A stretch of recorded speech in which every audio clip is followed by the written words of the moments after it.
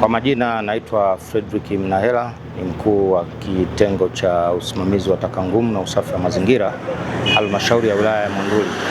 Leo ilikuwa ni Jumamosi ya mwisho wa mwezi ambapo kwa mujibu wa sheria kila mtu ana wajibu wa kufanya usafi katika maeneo yake yanayomzunguka katika makazi, lakini pia maeneo ya biashara na maeneo ya wazi.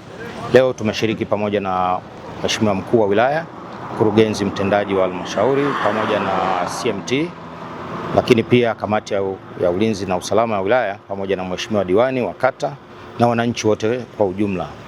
Lengo ni kuendelea kuhamasisha wananchi waweze kutambua kwamba usafi ni jukumu lao na wana wajibu wa kuhakikisha kwamba wanatunza taka katika vitunzia taka, lakini pia taka hizi kwa ajili ya kuondoshwa ili kwenda kwenye eneo la kutupia taka. Lakini sambamba na hilo, leo tumeweza pia kutoa elimu kwa abiria wanaotumia vyombo vya usafiri. Mheshimiwa mkuu wa wilaya ameweza kutoa elimu kwamba kila abiria ana wajibu wa kutupa taka ovyo. Unapokuwa unatumia chombo chochote cha usafiri, aidha basi, hizi coaster, haisi, lazima zote ziwe na vyombo vya kutunzia taka. Kwa hiyo ametoa rai kwamba kila abiria hakikisha kwamba hatupi taka ovyo pembezoni mwa barabara, kwa sababu mji wetu huu ni korido la utalii.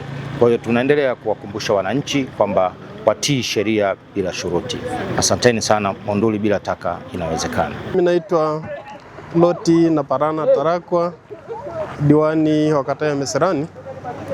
Nitumie fursa hii kumpongeza sana Mheshimiwa mkuu wa wilaya wa Monduli kwa leo kuendesha zoezi la operation ya usafi, na hasa nishukuru sana amefanyia hapa eneo la Meserani.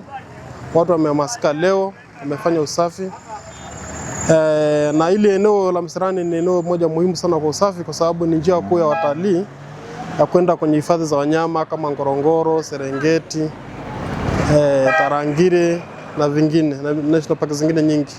Kwa hiyo na watalii wengi wanachukua usafi, na watalii wengi wanalalamikaga kuona takataka barabarani, na hata taasisi za utalii kama makampuni na wenyewe saa nyingine wanajitoleaga wanakuja kufanya usafi ili kuwafundisha watu umuhimu wa usafi, hasa maeneo ya barabarani. Usafi ni muhimu.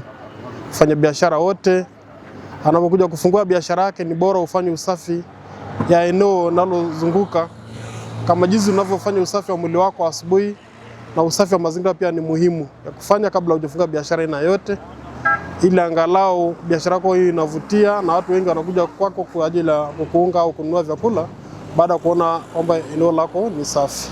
Kuwe na dustbin kwenye magari, na vile vile na nyumbani kwako ni dustbin muhimu, ili na watoto kuanzia watoto wadogo wapewe elimu kwa ajili ya kufanya usafi. Siku ya leo nimefurahi sana, nimefarijika. Tumeshirikiana na uongozi wote wa wilaya Monduli kufanya usafi. Mkuu wetu wa wilaya ameonyesha ni kijana shupavu katika kutuhamasisha tufanye usafi. Usafi ni uhai, mazingira mazuri yana afya njema. Mimi nimefurahi sana, tumeshiriki wote kufanya usafi, na ili zoezi lisiwe leo tu, iwe ni endelevu kila siku ya Jumamosi. Na sio tunasema kwa sababu mkuu wa wilaya ametuhimiza kila siku ya Jumamosi tufungue kasi saa 3 kwa wafanyabiashara ili tufanye usafi. Sio tunafungua kasi saa 3 lakini usafi hatufanyi. Ninaomba wananchi wenzangu tujitokeze kila asubuhi tufanye usafi kwenye maeneo yetu, kwa sababu usafi ni uhai.